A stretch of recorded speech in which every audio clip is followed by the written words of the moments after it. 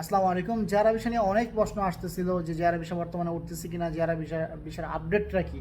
প্রিয় ভাই, আসলে এমন একটা জিনিস আমরা দেখতে পারতেছি যেটা কখনো এরকমটা হয় না সৌদি আরবে। আমার লাইফে আমি কখনো এরকমটা দেখি না, যেটা এখন আমরা দেখতে পাচ্ছি। কম্পিউটার স্ক্রিন দেখানোর চেষ্টা করব।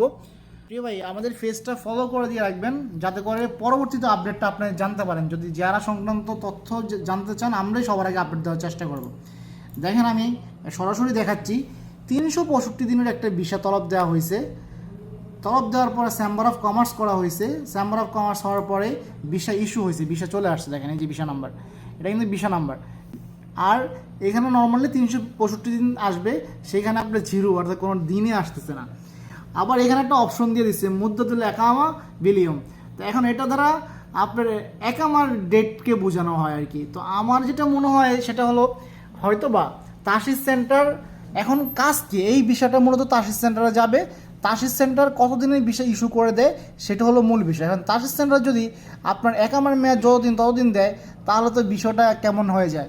প্রিয় ভাই, আমাদের ঢাকা অফিসে অলরেডি কিছু বিষয় আমরা পাঠাইছি প্রসেসিংয়ের জন্য। ওখান থেকে কেমন ধরনের ডেট পাওয়া যায়, কী ধরনের আপডেট আসে, ইনশাল্লাহ জানানোর চেষ্টা করবো আপনাদেরকে। আমাদের ফেসটা ফলো করে দিয়ে রাখুন, কেননা এই যে সিস্টেমটা, এটা কিন্তু কখনোই আমরা দেখি না। এই প্রথম এই সিস্টেমটা আসছে, সেজন্য আসলে কী ধরনের নিয়ম আসে, ঢাকা থেকে কী ধরনের ভিসা দেয়, কতদিনের ভিসা দেয়, সেটা জানতে হলে আমাদের সাথে থাকুন, ফেসটা ফলো করে দেন। আল্লাহ হাফেজ।